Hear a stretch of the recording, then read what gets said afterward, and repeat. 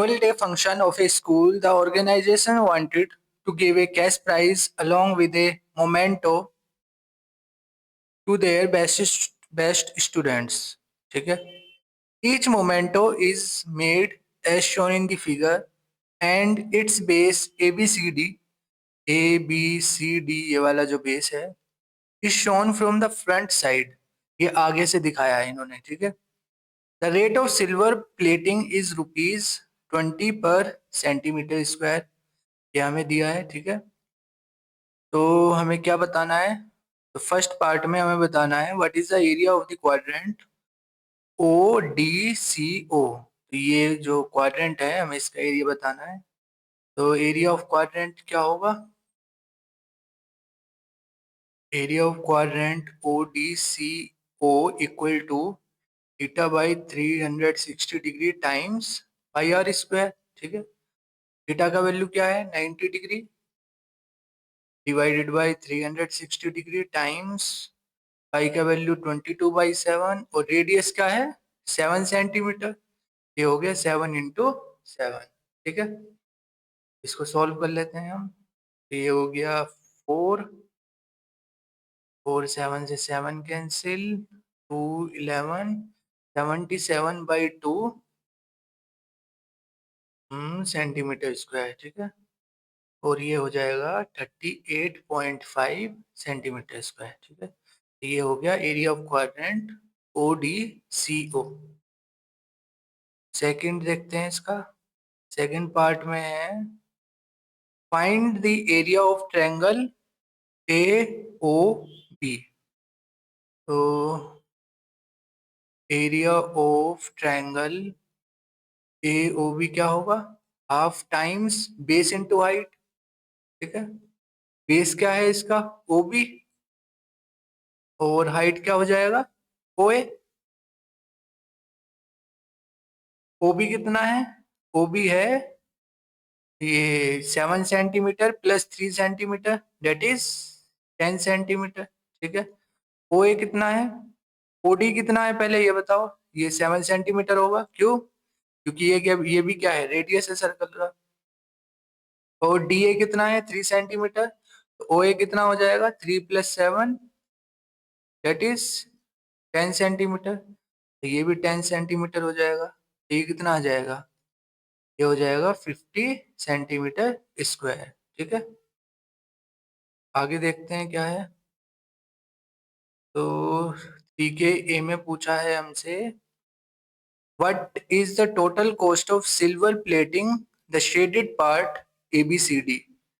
ठीक है, तो सबसे पहले हमें क्या निकालना होगा? इसका एरिया निकालना पड़ेगा. ठीक है, और फिर कॉस्ट से इसे मल्टीप्लाई करना पड़ेगा हमें. तो सबसे पहले हम एरिया ऑफ शेडेड रीजन निकालेंगे. एरिया ऑफ शेडेड रीजन क्या होगा? एरिया ऑफ ट्रायंगल में से हमें इस क्वाड्रेंट का एरिया माइनस करना है. ठीक है, तो हमें मिल जाएगा area of shaded region. Area of triangle OAB minus area of quadrant ODCO. ठीक है, एरिया ऑफ ट्रायंगल OAB कितना था? 50 centimetre minus area of quadrant ODCO कितना आया था? 38.5. ठीक है, तो ये हो जाएगा सेंटीमीटर स्क्वायर. तो ये कितना हो जाएगा? ये हो जाएगा 11.5 सेंटीमीटर स्क्वायर. ठीक है, एरिया आ गया इसका. अब हमें क्या करना है? हमें निकालना है total cost of silver plating. तो रेट कितना है? रेट ऑफ सिल्वर प्लेटिंग है 20 पर सेंटीमीटर स्क्वायर. तो टोटल कॉस्ट कितना हो जाएगा? टोटल कॉस्ट हो जाएगा 11.5 इंटू 20. ठीक है, तो ये कितना आ जाएगा? 230. ये हो जाएगा total cost of silver plating. ठीक है, और इसके सेकंड पार्ट में पूछा है what is the length of arc CD. तो ये तो सिंपल है. तो लेंथ ऑफ आर्क होगा length of arc CD equal to theta by 360 degree into 2πr. ठीक है, थीटा कितना है? 90 बाई 360 डिग्री 2 इंटू 22/7 और आर का वैल्यू है 7 सेंटीमीटर. तो ये इससे कैंसिल, ये हो जाएगा 4, ये 2, ये 11. तो ये हो जाएगा 11 सेंटीमीटर। ठीक है, ये हो गया, ये हो गया, ये हो गया और ये भी हो गया। ठीक है, हमारा क्वेश्चन 1 कंप्लीट। आगे देखते हैं क्या है। तो इस क्वेश्चन में हमसे पूछा है, in a coffee shop coffee is served in two types of cups. तो ये टू टाइप्स ऑफ कप्स हैं। ठीक है, ये टाइप 1 है और ये टाइप 2 है। ओके, आगे देखते हैं क्या है। वन इज सिलेंड्रिकल, तो जो पहला कप है ये सिलेंड्रिकल है और जिसकी शेप है, डायमीटर है जिसका, तो ये डायमीटर हो गया 7 सेंटीमीटर और हाइट है इसका 14 centimetre. And the other is hemispherical, तो ये हेमिस्फेरिकल है, ये सिलेंड्रिकल था, विद डायमीटर 21 सेंटीमीटर, और इसका जो डायमीटर है वो है 21 सेंटीमीटर। ठीक है, तो इसको मैं यहाँ लिख देता हूँ। डायमीटर ऑफ सिलेंडर या सिलेंड्रिकल पार्ट ऐसे लिख देता हूँ मैं। डायमीटर है 7 सेंटीमीटर और हाइट है इसका 14 सेंटीमीटर। ठीक है, डायमीटर 7 सेंटीमीटर है तो रेडियस क्या होगा इसका, 7/2 सेंटीमीटर। इसको मैं यहाँ लिख देता हूँ। और डायमीटर ऑफ हेमिस्फेरिकल पार्ट ये है 21 सेंटीमीटर, तो रेडियस क्या हो जाएगा, 21/2 सेंटीमीटर। ठीक है, इसको यहाँ लिख दो। इसको R1 बोल देता हूँ, ये R2 हो गया क्योंकि दोनों अलग अलग हैं। ठीक है, ये हो गया। अब आगे देखते हैं क्या है। तो based on the above answer the following questions. तो पहले पार्ट में हमसे पूछा है, find the area of the base of the cylindrical cup. ठीक है, तो ये है हमारा सिलेंड्रिकल कप। हमसे पूछा है एरिया ऑफ द बेस, तो इसका बेस किस शेप का होगा। इसका बेस कुछ ये सर्कल जैसा होगा। ठीक है, यदि हम इसे नीचे से देखें तो बेस इसका कुछ ये शेप का होगा, सर्कल शेप का। और इसका एरिया क्या होता है, πr²। ठीक है, area of the base of the cylindrical cup क्या होगा, πr²। ठीक है, इसको R1 बोल देता हूं मैं। ये हो गया 22/7। R1 कितना है, 7/2। 7/2, तो ये हो जाएगा 77/2 सेंटीमीटर स्क्वायर। और इसे मैं डेसिमल में लिखूं तो ये आएगा 38.5 सेंटीमीटर स्क्वायर। ठीक है, सेकंड पार्ट देखते हैं इसका। तो सेकंड पार्ट के ए में पूछा है हमसे, what is the capacity of the hemispherical cup. तो हमसे वॉल्यूम पूछा है, तो वॉल्यूम ऑफ हेमिस्फेयर क्या होता है, hemispherical cup equal to 2/3 πr³। ठीक है, इसको 2 लिख देता हूं मैं। ये हो गया 2/3 टाइम्स 22/7। R2 कितना था, R2 था 21/2। तो इसको 21/2 लिख दो। 21/2, 21/2, 21/2, क्योंकि 3 बार है। ठीक है, इसको सोल्व कर लेते हैं तो ये आएगा 2425.5 सेंटीमीटर क्यूब। ठीक है, तो ये होगा वॉल्यूम ऑफ हेमिस्फेरिकल कप। और इसके बी पार्ट में हमसे पूछा है, what is the capacity of cylindrical cup. तो इस बार हमसे वॉल्यूम ऑफ सिलेंड्रिकल कप पूछा है। तो वॉल्यूम ऑफ सिलेंड्रिकल कप क्या होगा, πr²h। ठीक है, तो ये हो जाएगा 22/7। रेडियस कितना था इसका, डायमीटर 7 है तो रेडियस 7/2 इंटू 7/2। और हाइट कितना है, 14 सेंटीमीटर। तो ये हो जाएगा 539 सेंटीमीटर क्यूब। ठीक है, कैलकुलेशन करके देख लेना, यही आएगा। थर्ड पार्ट देखते हैं इसका। थर्ड पार्ट में हमसे क्या पूछा है, तो इसके लास्ट पार्ट में हमसे पूछा है, what is the curved surface area of the cylindrical cup. तो हमसे CSA ऑफ सिलेंड्रिकल कप पूछा है, ठीक है। CSA ऑफ सिलेंड्रिकल कप क्या होगा, 2πRH, ठीक है। तो 2 × 22/7, रेडियस कितना है 7/2, और हाइट कितना है 14, तो ये हो जाएगा 308 सेंटीमीटर स्क्वायर। ये हमारा इसका फाइनल आंसर हो जाएगा, ठीक है। तो ये हो गया, ये हो गया, ये हो गया, और ये भी कंप्लीट हो गया, ठीक है। आगे बढ़ते हैं। 46 क्वेश्चन में हमसे पूछा है computer based learning CBL refers to any teaching methodology that makes use of computers for information transmission, ठीक है। आगे लिखा है at an elementary level, school level, computer applications can be used to display multimedia lesson plans, ठीक है। A survey was done on 1,000 elementary and secondary schools of Assam, and they were classified by the number of computers they had, ठीक है। तो हमें number of computers दिए हैं 1 to 10, 10 to 20, 21 to 50, 51 to 100 and 101 and more, और number of schools हैं इतने, ठीक है। और इनका टोटल क्या है, टोटल है इनका 1000, ठीक है। ये हमें इंफॉर्मेशन दिया हुआ है, तो हमें क्या बताना है, हमें बताना है फर्स्ट पार्ट में find the probability that the school chosen at random has more than 100 computers, ठीक है। तो हमें बताना है उसका प्रोबेबिलिटी जिन स्कूल्स में मोर देन 100 कंप्यूटर्स हैं, ठीक है। Probability of more than 100 computers. तो देख लो इसको, पहले तो नीचे बताना है, नीचे क्या आएगा 1000, टोटल पॉसिबल केस तो 1000 है, ठीक है।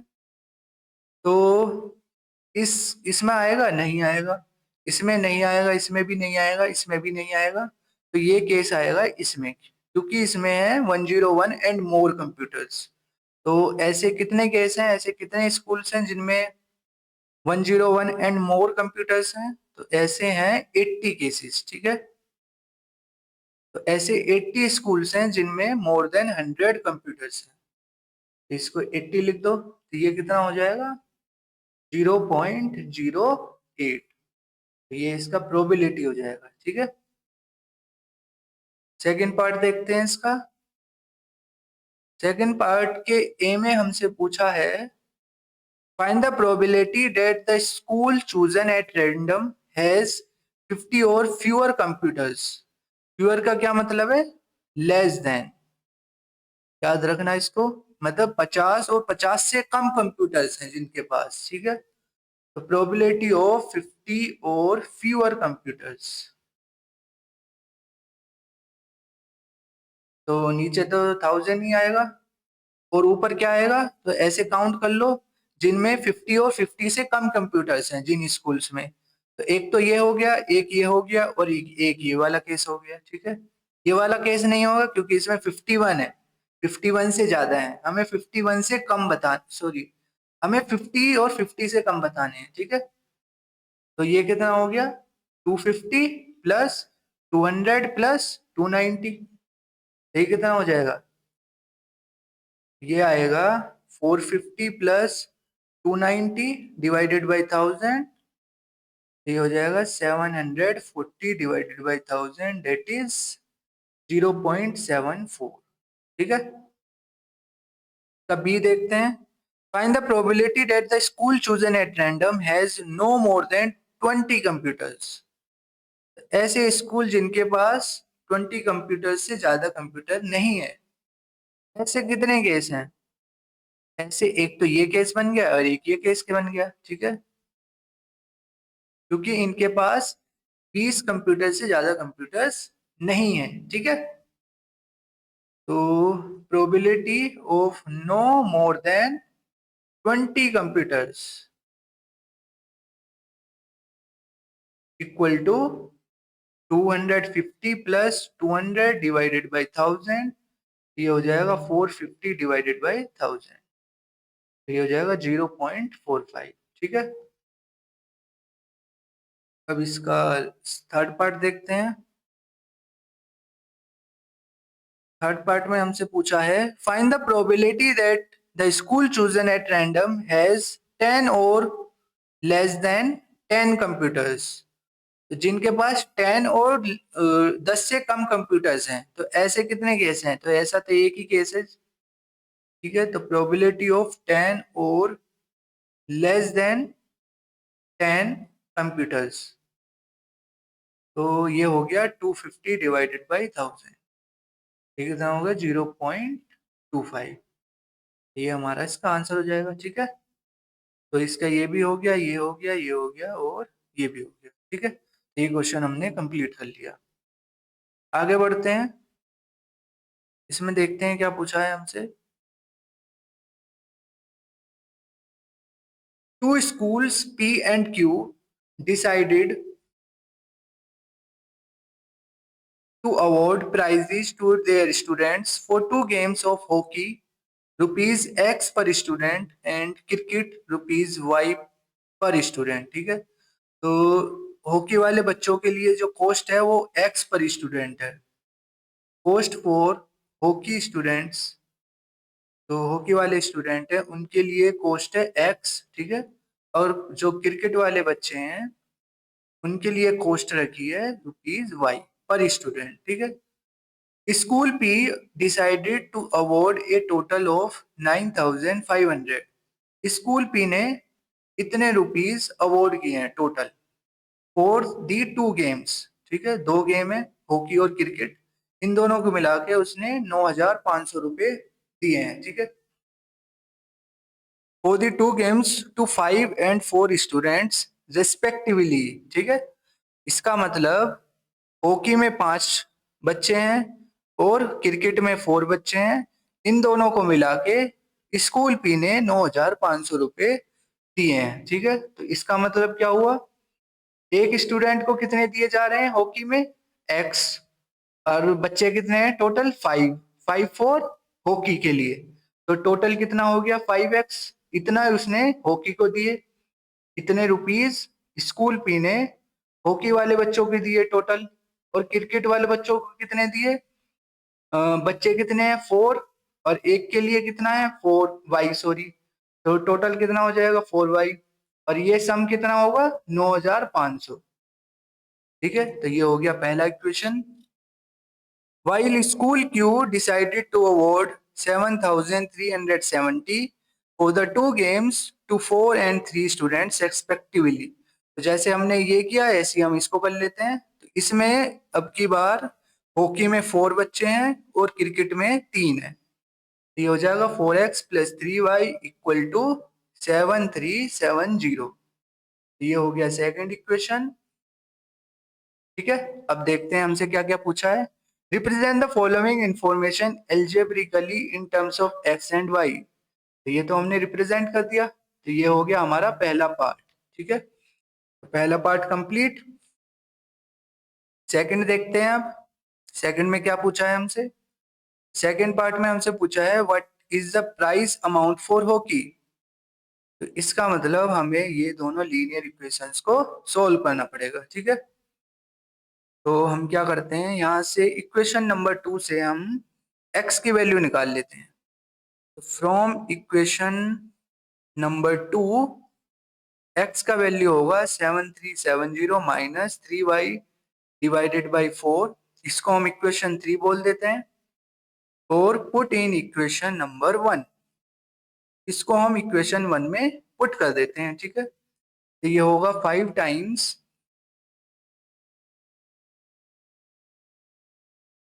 7370 minus 3y divided by 4 plus 4y equal to 9500। ठीक है, ये बनेगा, इसको सॉल्व कर लेते हैं। तो ये बनेगा 36850 minus 15y plus 16y equal to 38,000। ये आएगा y का वैल्यू आ जाएगा ₹1150। ठीक है, y का वैल्यू हम इक्वेशन जो हमने 3 बनाई थी इसमें पुट कर देते हैं। तो ये होगा put in equation number 3 we get x equal to 7370 minus 3 times 1150 divided by 4, तो ये आएगा ₹980। ठीक है, अब देख लेते हैं हमसे क्या पूछा है। हमसे पूछा है what is the price amount for hockey.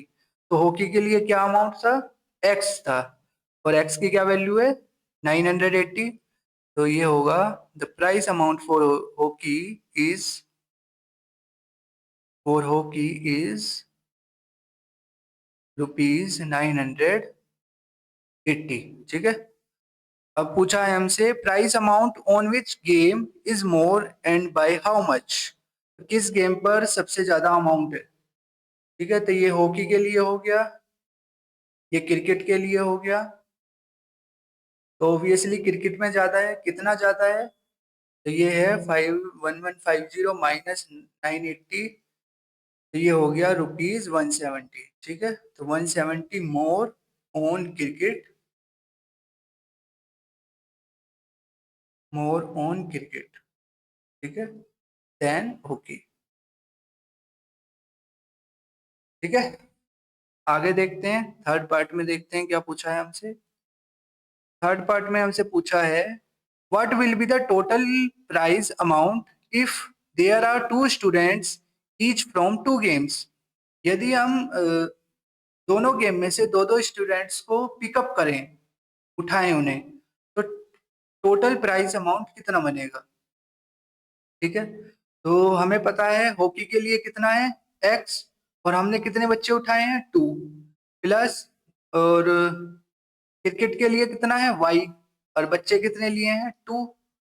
तो ये होगा टोटल प्राइज अमाउंट यदि जब हम 2 स्टूडेंट्स क्रिकेट से लेंगे और 2 स्टूडेंट्स हॉकी से लेंगे। ठीक है, ये हो गया क्रिकेट और ये हो गया हॉकी। तो ये कितना बनेगा, टोटल प्राइस अमाउंट होगा, 2 कॉमन ले लो x प्लस वाई, और x का वैल्यू क्या है 980, प्लस y का वैल्यू क्या था 1150, सॉरी 1150।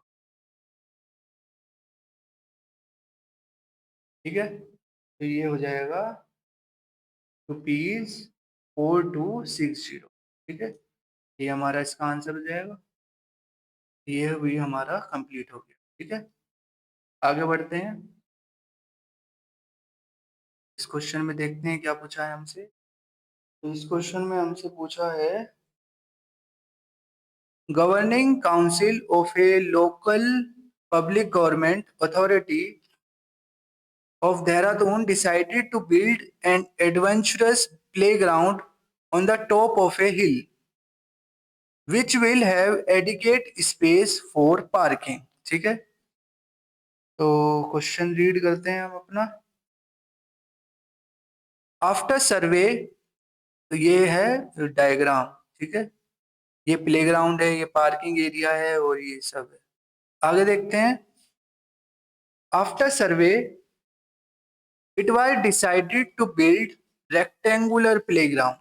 तो एक रेक्टेंगुलर प्लेग्राउंड है। ठीक है, with a semi-circular area allotted for parking at one end of the playground। तो ये सेमी सर्कुलर है, इसको हमने पार्किंग के लिए अलॉट किया है। ठीक है, length and breadth of rectangular playground are 14 units and 7 units. तो ये इसकी डायमेंशन हो गई। There are 2 quadrants of radius 2 units on one side for special seats.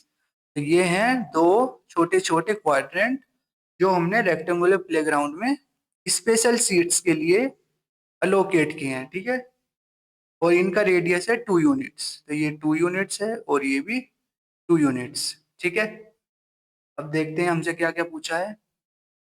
First part में हमसे पूछा है what is the total parameter of the parking area. तो total parameter, total perimeter, total perimeter of parking area equal to क्या होगा?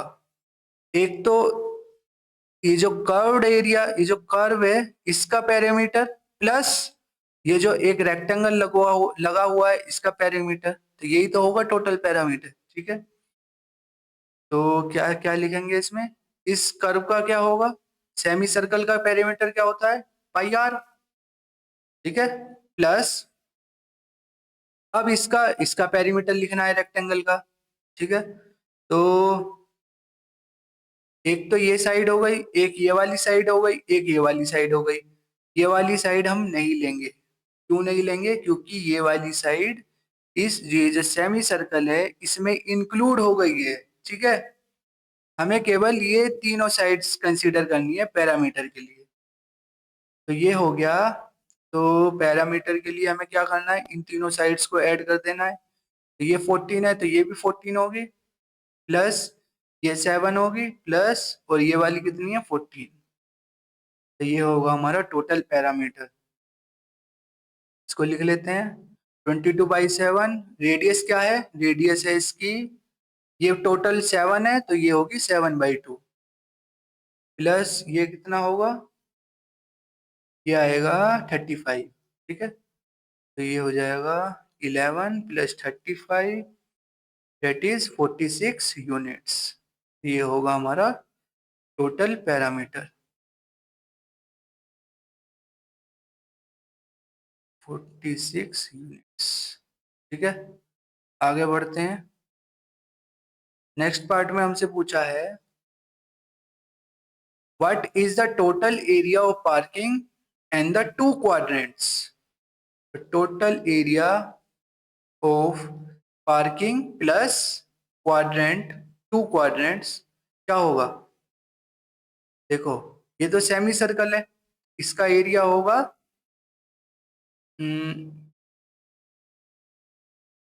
पाई r square by 2।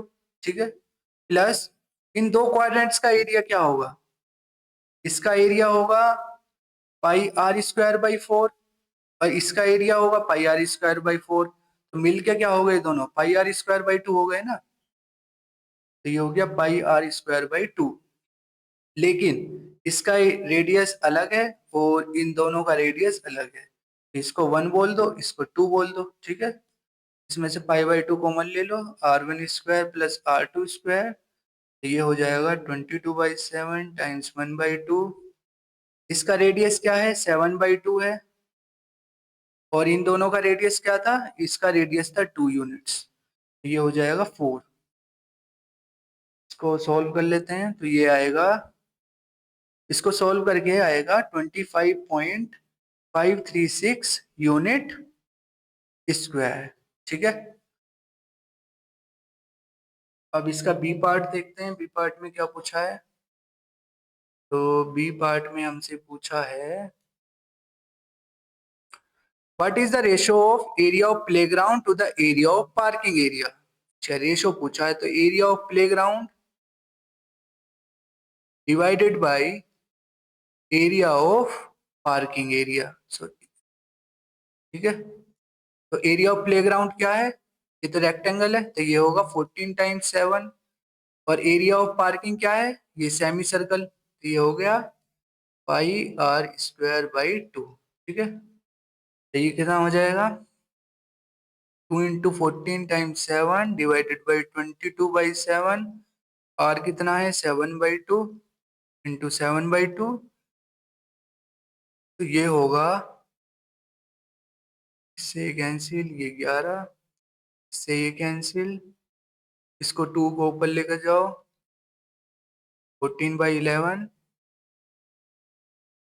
6/11। तो ये आएगा अप्रोक्सीमेटली 5.1 डिवाइडेड बाई 1। तो ये होगा रेशो 5.1 डिवाइडेड बाई 1। ठीक है,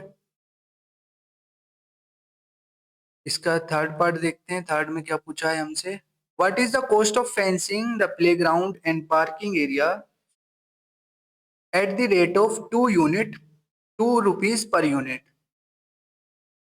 तो फेंसिंग, तो फेंसिंग कहाँ कहाँ है, एक तो ये है, ये फेंसिंग का कॉस्ट बताना है हमें, ठीक है। तो कॉस्ट ऑफ फेंसिंग होगा, तो सबसे पहले हमें पेरीमीटर निकालना होगा और वो हमने निकाल चुके हैं हम पहले पार्ट में। पेरीमीटर क्या आया था, पेरीमीटर था 46। तो हमें क्या करना है, जो कॉस्ट दिया है हमें इसको पेरीमीटर से मल्टीप्लाई कर देना है, ठीक है। तो 46 टाइम्स 2 कितना बनेगा, 92 रुपीज, ठीक है। तो ये होगा कॉस्ट ऑफ फेंसिंग। ओके, ये भी हो गया हमारा, ये भी हो गया एंड ये भी हो गया, ठीक है। आगे बढ़ते हैं। तो इस क्वेश्चन में हमसे पूछा है, अ golf ball is spherical with about 300 to 500 dimples that help increase its velocity while in play, ठीक है। आगे क्या दिया है, golf balls are traditionally white but available in colours also, ठीक है।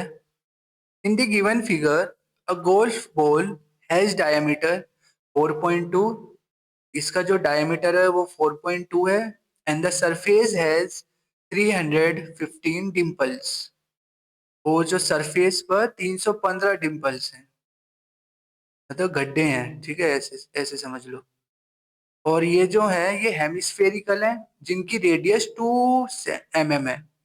ये कुछ इस तरह शेप के हैं, यदि हम इसको ऐसे देखें, फ्रंट फ्रंट से देखें, और जो इनकी रेडियस है वो है 2 mm, ठीक है। तो हमें क्या क्या बताना है, पहले पार्ट में हमें बताना है find the surface area of one Dimple. तो ये जो डिम्पल है इनकी शेप क्या है, इनकी शेप है हेमिस्फेरिकल, ठीक है, जिसका रेडियस 2 mm है। तो surface area of one dimple, one such dimple equal to, surface area of क्या, हेमिस्फेयर का क्या होता है, 2 πr², इसमें वैल्यूज रख दो। रेडियस है 2 mm, ये हो गया 2², तो ये हो जाएगा 170। अच्छा पहले इसको, पहले एक काम करो, जो है इसको सेंटीमीटर में कन्वर्ट कर लो, ठीक है, क्योंकि ये हमें सेंटीमीटर में भी दिया है।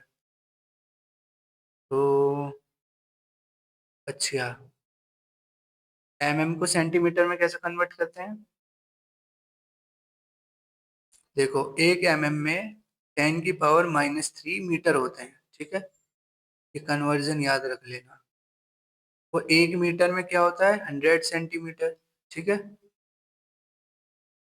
तो यहाँ से बता सकते हो कि 1 mm में कितने सेंटीमीटर होंगे, 1 mm में 10⁻⁻1 सेंटीमीटर होंगे, ठीक है।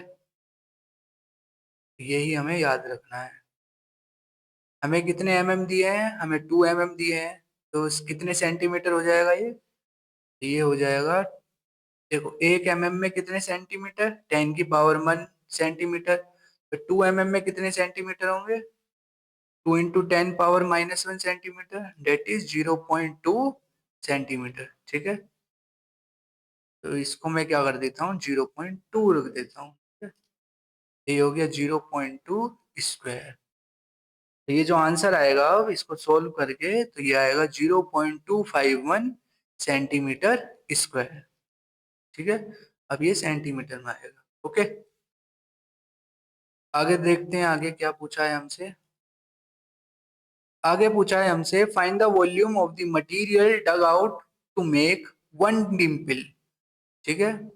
तो जब हमने इसको डग किया, मतलब ये जो मटेरियल था इसके अंदर, इसको बाहर निकाला, तो हमें इसका वॉल्यूम बताना है।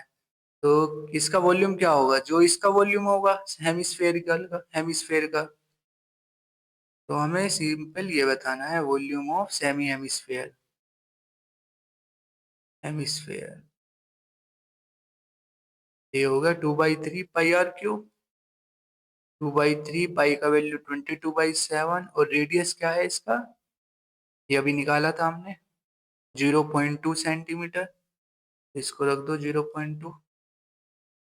0.2 क्यूब, ठीक है। तो ये आ जाएगा 0.0167 सेंटीमीटर क्यूब। ये होगा volume of material dug out to make one dimple, volume of one, ऐसे लिख दो इसको, volume of one dimple, volume of one dimple, ठीक है।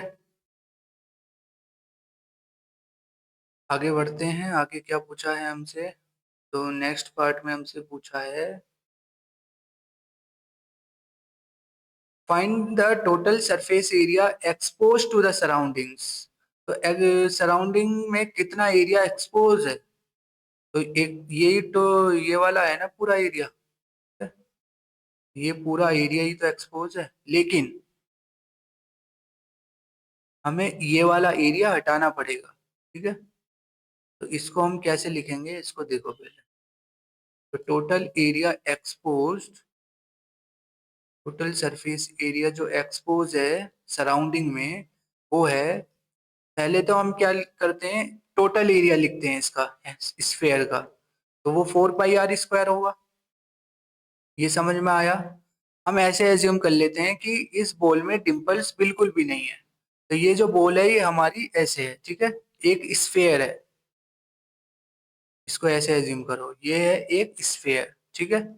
तो यदि जब ये स्फेयर होता है जिसमें बिल्कुल भी डिंपल्स नहीं है, तो टोटल एरिया कितना होता है, सरफेस एरिया 4 पाई r²। लेकिन अब इसमें क्या है, डिंपल्स है इसमें, डिंपल्स का मतलब इसमें कुछ इस तरह के गड्ढे हैं, ये ऐसे गड्ढे हैं इसमें, ठीक है,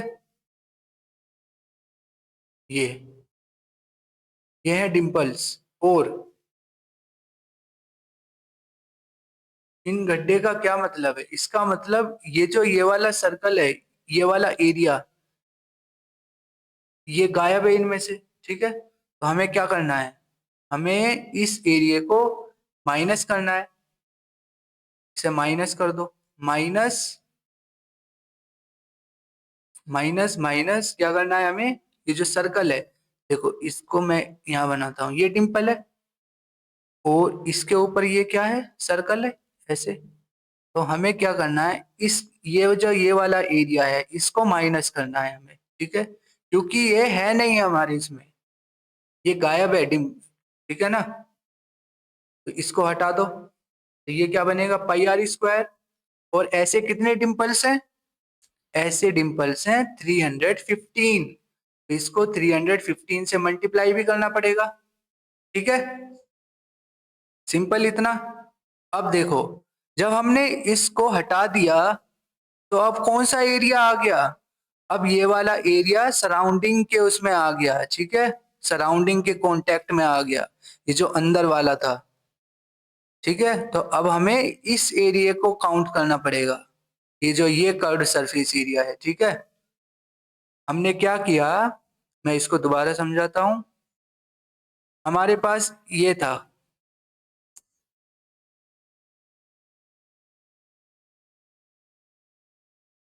ऐसे ले लो, ठीक है, ये हेमिस्फेयर है जो कंप्लीटली कवर है, अभी कंप्लीटली कवर है, ठीक है, यहाँ से ही भरा हुआ है पूरा, ठीक है। ये है, ठीक है, ये है, यहाँ से भी समझा देता हूँ मैं, ये कंप्लीटली अभी पूरा कवर है, तो ये ऐसे है, ठीक है। हमने क्या किया, ये जो ऊपर कैप है इसके, इसको हमने उड़ा दिया, तो ये कुछ ऐसे हो गया खाली खाली। तो हमने क्या किया, इतने एरिया को उड़ा दिया, ठीक है, तो ये कितना हो गया, 315 इंटू पाई r², ठीक है। तो जब उड़ा दिया हमने तो ये किस तरह बनेगा, तो इसकी शेप कुछ इस तरह हो जाएगी अब, ठीक है। अब ये कटोरी हो गया ऐसे। तो अब क्या होगा, एनवायरनमेंट में ये वाला कर्व्ड सरफेस एरिया आ जाएगा अब कांटेक्ट में, ठीक है। पहले कौन आ रहा था, पहले ये आ रहा था, लेकिन हमने तो इसको उड़ा दिया, तो अब कौन आएगा, ये आएगा कांटेक्ट में, ठीक है। हवा किस में जाएगी, इसमें जाएगी ना, अब हवा इसको लगेगी ना, ऐसे समझ लो। तो अब हमें इसका एरिया ऐड करना है, ऐड करोगे तो ये कर्व सरफेस एरिया क्या होता है, 2 पाई r² होता है। और ऐसे कितने हैं ये, ऐसे 315 है, ठीक है।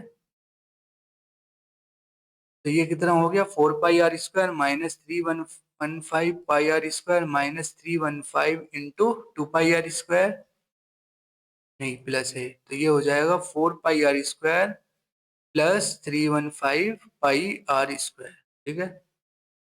तो ये थोड़ा कॉम्प्लिकेटेड है, यदि नहीं आया समझ में तो दोबारा इसको रिवाइंड करके देख लेना, ठीक है।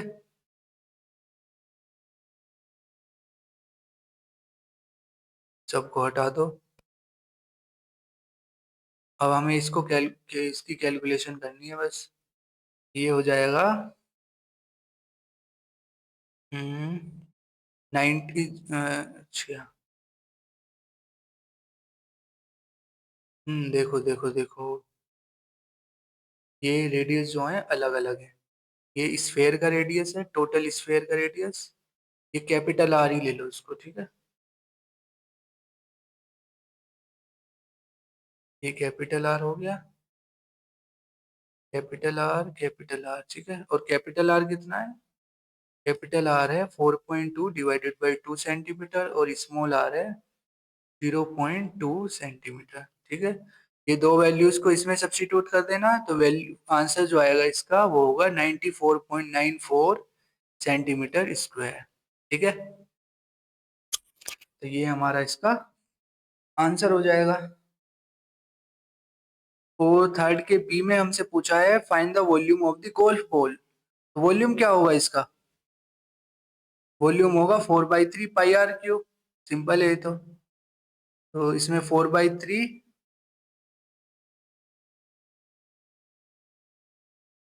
पाई का वैल्यू 22/7 और आर कितना है 4.2 डिवाइडेड बाई 2 क्यूब, तो ये हो जाएगा 38.76 सेंटीमीटर क्यूब, ठीक है। तो इस क्वेश्चन में केवल यही पार्ट एक ऐसा है जो थोड़ा डिफिकल्ट है, बाकी तो सिंपल है ये तीनों, ठीक है। इस पार्ट को दोबारा देख लेना रिवाइंड करके, ठीक है। तो ये हमारा क्वेश्चन कंप्लीट हो गया। आगे बढ़ते हैं, इस क्वेश्चन को देखते हैं क्या पूछा है इसमें। In a pool at an aquarium a dolphin jumps out of the water traveling at 20 centimetre per second. तो इसका मतलब जो ये है डॉल्फिन है, ये ट्रेवल कर रही है 20 सेंटीमीटर पर सेकेंड की स्पीड से, ठीक है। और आगे दिया है हमें it's height above water level after T second is given by, और हाइट हमें दिया है 20t माइनस 16t स्क्वायर, और टी है हमारा टाइम इन सेकेंड, ठीक है। तो based on the above answer the following questions. First part में हमसे पूछा है find zeros of polynomial pt equal to 20t minus 16t square. तो इसके हमें जीरोस फाइंड आउट करने हैं। जीरोस का क्या मतलब होता है, जब इसका वैल्यू क्या हो जाए पोलिनोमियल का, जब इसका वैल्यू 0 हो जाए, ठीक है। तो 20t minus 16t square equal to 0, t common लिया तो ये होगा 20 माइनस 16t इक्वल टू 0। एक तो वैल्यू आएगा 0 और एक वैल्यू आएगा 5/4, तो ये हो जाएंगे इसके जीरोस, जीरोस, ठीक है।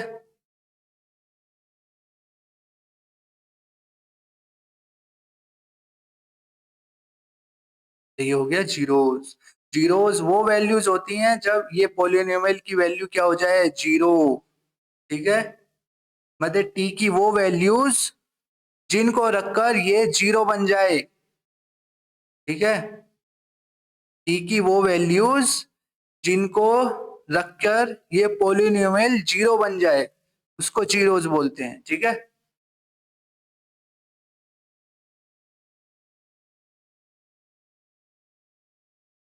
आगे देखते हैं क्या पूछा है हमसे। पहला हो गया, दूसरा देखते हैं। तो सेकंड के ए में हमसे पूछा है which of the following types of graph represent PT, ठीक है। तो एक बात ध्यान रखना, पहली बात, ये कैसा ग्राफ है? क्वाड्रेटिक पॉलिनोमियल है, ठीक है। पीटी क्या है? क्वाड्रेटिक पॉलिनोमियल है। और क्वाड्रेटिक पॉलिनोमियल के हमेशा दो जीरोज आएंगे, पहली बात। दूसरी बात, जो standard form of quadratic polynomial होती है वो होती है x square plus b x plus c, ये तो हम जानते हैं, ठीक है। इसका जो ग्राफ बनता है वो होता है कुछ इस तरह, एक तो ऐसा बनता है और एक बनता है ऐसे। ये कब बनता है और ये कब बनता है? अब ये देखो, जब ए का वैल्यू पॉजिटिव होगा तो ग्राफ बनेगा हमारा ऐसे, ठीक है, कॉनकेव अप। और जब हमारा ए का वैल्यू नेगेटिव होगा तो ये बनेगा कुछ ग्राफ इस तरह, कॉनकेव डाउन, ठीक है। तो एक बात तो ये याद रखना, क्वाड्रेटिक पॉलिनोमियल के दो जीरोज आएंगे हमेशा।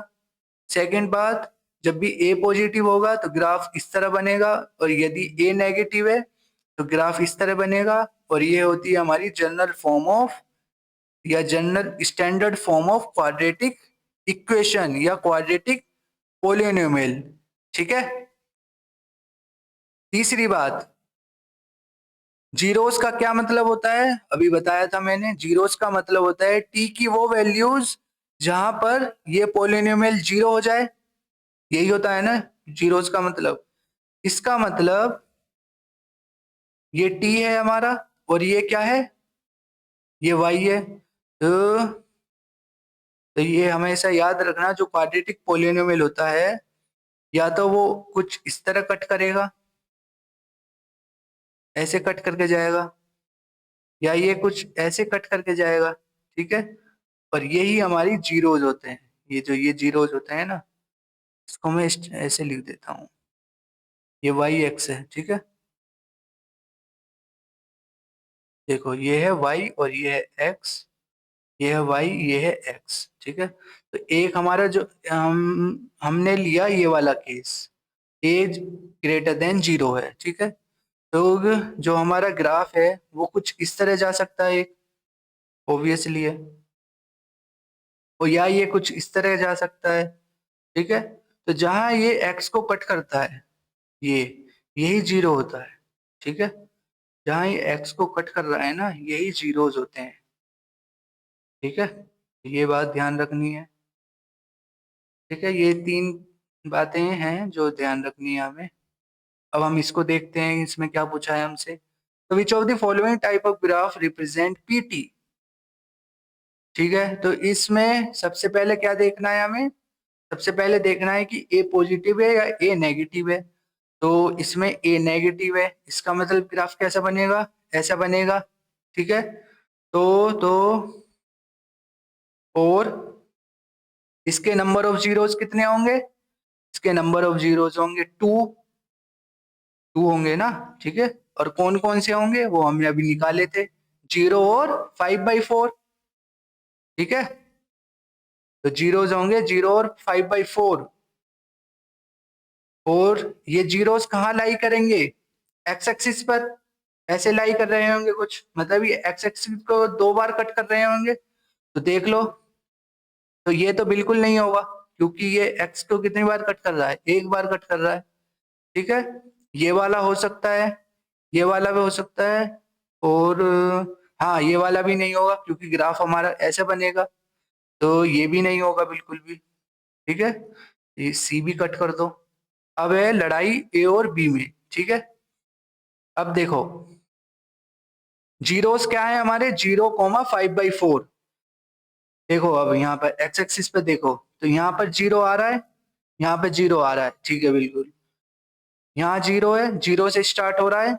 अब देखो 5/4 यहाँ आ रहा है और यहाँ आएगा 5/4 नहीं, 5/4 वो वैल्यू है जहां पर ये पोलिनोमियल जीरो बनेगा, ठीक है।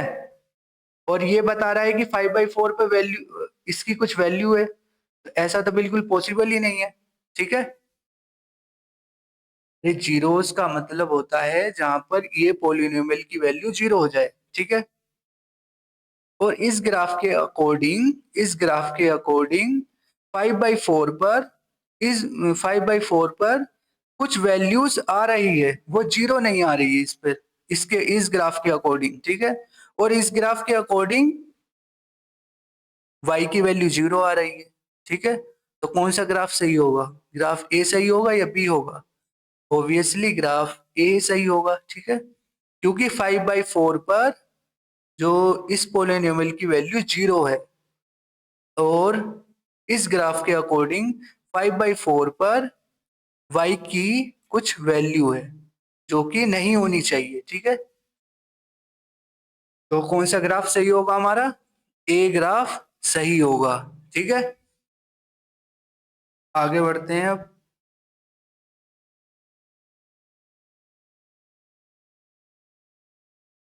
तो अब इसका ये वाला पार्ट देखते हैं। तो what would be the value of h at t equal to 3/2? ये तो सिंपल है। हाइट क्या है हमारी? एच है हमारा 20t माइनस 16t²। तो टी का वैल्यू इसमें 3/2 रख दो। ये हो जाएगा 9/4। 10 हो गया 30 माइनस 36, तो ये होगा -6 मीटर, ठीक है। -6 मीटर का क्या मतलब है? -6 मीटर का मतलब है कि ये जो डॉल्फिन है वो पानी के 6 मीटर नीचे है, ठीक है। इसका मतलब ये है।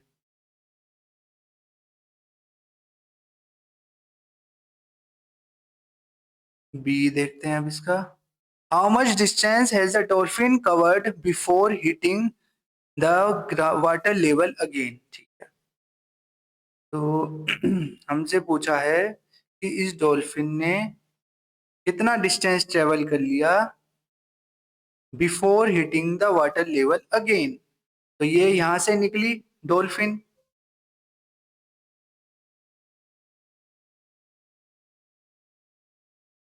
तो ये यहां से निकली थी डॉल्फिन। अरे क्या हो रहा है?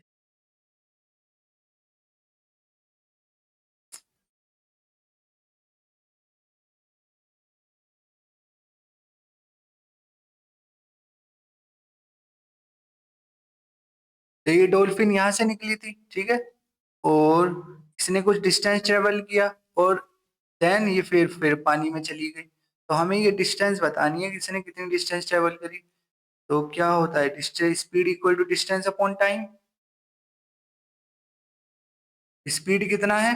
20 सेंटीमीटर पर सेकेंड, ठीक है। डिस्टेंस हमें बताना है। और टाइम कितना है? टाइम कितना है? टाइम टाइम टाइम टाइम है 5/4, ठीक है। क्योंकि 5/4 वो पॉइंट है, वो टाइम है जब ये दोबारा से पानी में जाएगी, ठीक है। T0 वो टाइम है जब ये बाहर निकली यहाँ से, और ये इसने ये डिस्टेंस ट्रेवल करी। और T = 5/4 वो टाइम है जब ये दोबारा वाटर लेवल को हिट करेगी, ठीक है। तो ये कितना हो जाएगा? डिस्टेंस हो जाएगा 25 सेंटीमीटर, ठीक है। ये डिस्टेंस हो जाएगा 25 सेंटीमीटर, ठीक है। एक सिंपल क्वेश्चन था ये, इसमें कुछ था ही नहीं ज्यादा। लेकिन लेकिन ये बात इसमें बहुत ज्यादा इंपॉर्टेंट थी, ठीक है। तो ये 3-4 पॉइंट याद रखने हैं क्वाड्रेटिक से रिलेटेड। आगे बढ़ते हैं। तो इस क्वेश्चन में हमसे पूछा है, 8 ball is a game played on a pool table with 15 balls numbered 1 to 15, ठीक है, and a cue ball that is solid and white। तो हमारे पास 1 से लेकर 15 तक बॉल है, ठीक है। तो आगे क्या दिया है? Of the 15 numbered balls 8 are solid. इनमें से 8 सॉलिड है, मतलब कलर्ड एंड नंबर्ड 1 to 8। इसका मतलब 1 से 8 जो बॉल हैं वो कैसी हैं? सॉलिड हैं और नॉन वाइट है, ठीक है। And 7 are striped balls number 9 to 11, और 9 से जो 15 वाली बॉल है वो कैसी है, वो है स्ट्रिप्ड बॉल, मतलब इनके ऊपर कुछ पट्टी वट्टी है, ठीक है ऐसे। तो 1 से 8 तक सॉलिड हो गई और 9 से 15 स्ट्रिप्ड बॉल, ठीक है। तो हमें क्या बताना है, the number 15 numbered pool balls, no cue balls are placed in a large bowl and mix, then one ball is drawn out at random, ठीक है। तो based on the above information answer the following questions. तो पहला part देखते हैं इसका। पहले part में हमसे पूछा है what is the probability that the drawn ball pairs number 8, ठीक है। तो इसमें नंबर 8 वाली बॉल एक ही है बस। देखो, एक तो ये वाली बॉल है 1 नंबर वाली, एक 2 है, ये 3 है, ये 4 है, ये 5 है, and so on up to 15। तो ऐसे नंबर लिखे हुए हैं बॉल्स पर, ठीक है। हमने एक बॉल रैंडमली ड्रॉन करा है इसमें से, और हमें बताना है कि जो बॉल हमने ड्रॉन करी है उस पर नंबर 8 होना चाहिए, ठीक है। Probability of number 8 equal to, total case कितने हैं 15, 15 बॉल्स हैं, कोई सी भी बॉल आ सकती है, लेकिन हमें कौन सी चाहिए, हमें चाहिए नंबर 8 वाली बॉल। नंबर 8 वाली बॉल एक ही है बस, तो क्या होगी प्रोबेबिलिटी 1/15, ठीक है। आगे बढ़ते हैं। सेकंड का A part, what is the probability that the drawn ball bears an even number, ठीक है। अब हमें इवन नंबर वाली बॉल्स चाहिए। तो हमारे पास कौन कौन सी बॉल हैं, हमारे पास हैं 1 2 3 4 5 6 7 8 9 10 11 12 13 14 15, ये बॉल है हमारे पास, ठीक है। अब देख लो इनमें से कौन कौन सी इवन वाली है। तो एक तो ये है, एक ये है, एक ये वाली, एक ये है, ये है, ये है, ठीक है। तो इवन बॉल्स, इवन नंबर, तो ऐसे कितने हैं 1 2 3 4 5 6 7 है, तो ये तो हो गया 7, और टोटल कितनी बॉल्स हैं 15, तो ये हो गया हमारा इसका प्रोबेबिलिटी, ठीक है। बी पार्ट में हमसे पूछा है what is the probability that the drawn ball bears a number which is a multiple of 3। अब हमें मल्टीपल ऑफ 3 वाली बॉल्स चाहिए। तो मल्टीपल्स ऑफ 3 कौन कौन से हैं, एक तो 3 है, एक 6 है, एक 9 है, एक 12 है, एक 15 है, ठीक है। ये कितने हो गए 1 2 3 4 5। तो probability of multiple of 3 equal to 5/15, that is 1/3, ठीक है। सिंपल था ये तो। लास्ट पार्ट देखते हैं इसका। What is the probability that the drawn ball is a solid coloured, इस बार सॉलिड कलर्ड वाली है। अब देखो इसके लिए हमें पीछे जाना पड़ेगा। तो सॉलिड कलर वाली कौन कौन सी बॉल्स हैं, जिन पे नंबर 1 से 8 तक लिखे हुए हैं वो सॉलिड वाली बॉल्स हैं, ठीक है। तो number from 1 to 8 are solid balls, ये सब सॉलिड वाली हैं, ठीक है। तो क्या पूछा है हमसे, what is the probability that drawn ball is a solid colour, ठीक है, and bears an even number, और इवन नंबर होना चाहिए उसके ऊपर। तो 1 2 3 4 5 6 7 8 ये सब सॉलिड बॉल्स हैं, ठीक है। हमें इनमें से इवन वाली चाहिए, एक तो ये हो गया, एक ये हो गया, एक ये हो गया, एक ये हो गया। तो probability of solid with even number, तो ये क्या हो गया 1 2 3 4 4/15, ठीक है। तो ये इसका प्रोबेबिलिटी हो जाएगा, ओके। आगे बढ़ते हैं। तो इस क्वेश्चन में हमसे पूछा है radio towers are used for transmitting a range of communication services including radio and television. The tower will either act as an antenna itself or support one or more antennas on its structure. On a similar concept, a radio station tower was built in two station sections A and B. Tower is supported by wires from a point O. तो ये क्या है हमारे OB और OA हैं हमारे wires, ठीक है। Distance between the base of the tower and point O is 36 centimetre. From point O the angle of elevation of the top of the section B is 30 degree. तो इस section का जो angle of elevation है वो 30 degree है। And the angle of elevation of the top of section A is 45 degree. और इस वाले सेक्शन का जो एंगल ऑफ एलिवेशन है वो 45 डिग्री है, ठीक है। Based on the above information answer the following questions. First में हमसे पूछा है find the length of the wire from the point O to the top section of B. तो हमें किसका लेंथ बताना है, हमें बताना है OB का लेंथ, ठीक है। तो इसमें क्या करते हैं हम, कंसीडर ट्रायंगल BPO, ठीक है। इसको यहाँ बना लेता हूं मैं। ये हो गया B, ये हो गया P, ये हो गया O, और ये एंगल कितना है 30 डिग्री। ये हमें दिया है 36 सेंटीमीटर। इसमें मैं क्या करता हूँ, इसमें मैं कोसिस 30 लगा देता हूँ। ये होगा OP अपॉन OB। OP कितना है 36, OB हमें निकालना है, कोस 30 होता है √3/2। तो ये हो जाएगा OB का वैल्यू हो जाएगा 72/√3 सेंटीमीटर, ठीक है।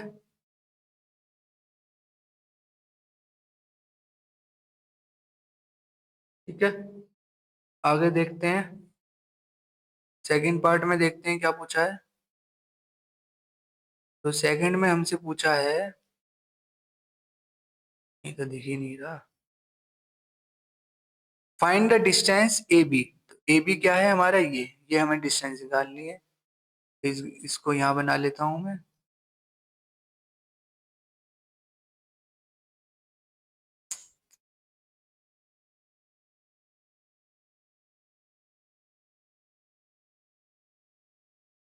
ये कितना है 30 डिग्री, ये कितना है 45 डिग्री, ये P है, ये O है, ये AB है, ठीक है। ये 36 सेंटीमीटर है, हमको AB चाहिए। तो इसमें क्या करता हूँ मैं, सबसे पहले मैं ट्रायंगल APO को लूंगा। तो 1045 डिग्री क्या हो जाएगा, AP upon 36, that is AP का वैल्यू क्या हो जाएगा 36 सेंटीमीटर। 1045 1 होता है ना, तो AP हो गया हमारा 36 सेंटीमीटर, ठीक है। अब मैं जाऊंगा ट्रायंगल BPO में। तो इसमें 1030 डिग्री लिखो, तो ये होगा BP अपॉन 36। ये 1030 का वैल्यू होता है 1/√3। तो BP का वैल्यू हो जाएगा 36/√3 सेंटीमीटर, ठीक है। ये हो जाएगा 36/√3 सेंटीमीटर। हमें चाहिए AB। AB क्या होगा, AB होगा AP माइनस BP। AP का वैल्यू क्या है 36, BP का वैल्यू क्या है 36/√3। तो ये हो जाएगा 36 कॉमन ले लो, तो √3 - 1 डिवाइडेड बाई √3 सेंटीमीटर, ठीक है। AB का वैल्यू हो जाएगा ये होगा हमारा इसका आंसर, ठीक है। और हमें अगले पार्ट में पूछा है find the area of triangle OPB। OPB का एरिया पूछा है हमसे, इसको हम यहाँ करेंगे। तो एरिया ऑफ ट्रायंगल OPB, तो OPB कौन सा है, OPB ये वाला ट्रायंगल। तो एरिया ऑफ ट्रायंगल क्या होता है, हाफ बेस क्या है OP इंटू हाइट क्या है BP। OP कितना है 36, BP का वैल्यू क्या है, BP का वैल्यू है 36/√3। इसको यहाँ लिख दो 36/√3, ठीक है।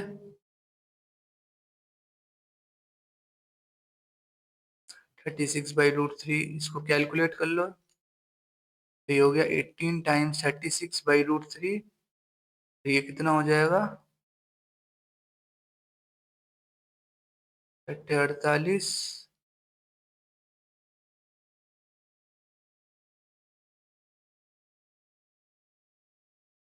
648 डिवाइडेड बाई √3 सेंटीमीटर स्क्वायर, ठीक है। ये हो गया area of triangle O P B.